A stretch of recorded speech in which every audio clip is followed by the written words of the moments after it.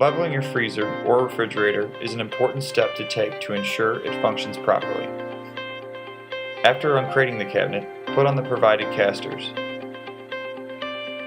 Then move the cabinet to the spot where it will be used in order to level the cabinet properly. Once in place, put a level on the interior floor of the cabinet. Be sure to check the level from side to side as well as front to back.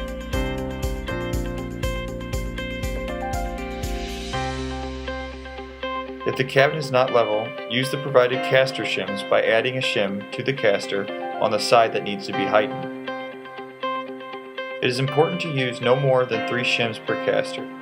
Always alternate the shim openings when using more than one, and be sure to tighten the caster so the bottom of the cabinet is flush with the shims. The stem of the caster should not be visible.